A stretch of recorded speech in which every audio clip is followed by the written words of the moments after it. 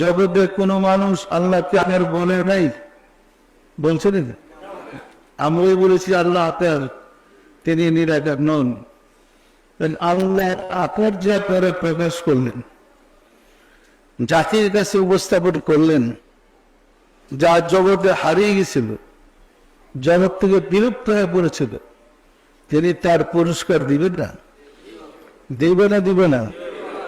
আমরা যদি দুনিয়াতে থেকে আল্লাহকে না পাই, রাসূলকে না পাই, আল্লাহকে না দেখি, রাসূলকে না দেখি, মৃত্যুর সময় ইমানের পরীক্ষায় পাশ করবো কিভাবে? যখন জিজ্ঞাসা করা হবে তোমার প্রভুকে, তোমার ধর্ম কি, তোমার নবীকে, এই প্রশ্নের জবাব কিভাবে দেবে? না চিনলে কি জবাব দেওয়া যায়? সুতরাং দুনিয়াতে থেকেই তিনটা প্রশ্নের জবাব আমরা প্রস্তুত করে নিতে হবে। যেমন পিতাকে, একটা সন্তানকে যদি পিতা তার 10,000 লোকের মধ্যে তাকে প্রশ্ন করা হয়, এই লোকদের মধ্যে কে তোমার পিতা, খুঁজে বের করো, সে বের করতে পারবে না? পারবে না?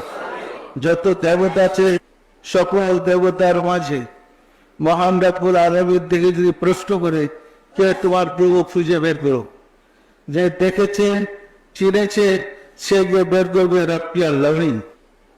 পারবে না? পারবে না?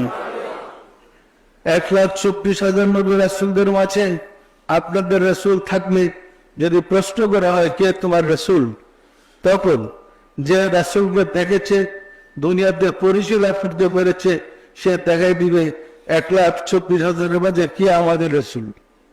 পরিষ্কার না? পরিষ্কার না? সুতরাং এইগুলা না জানলে ইমানে পরীক্ষা আমরা পাস করতে পারবো না। সুতরাং মহব্বতের সাথে প্রত্যেকে তরিকার আমল করেন, মুরাকাবা করেন, সাধনা করেন, আল্লাহর সাহায্য চান।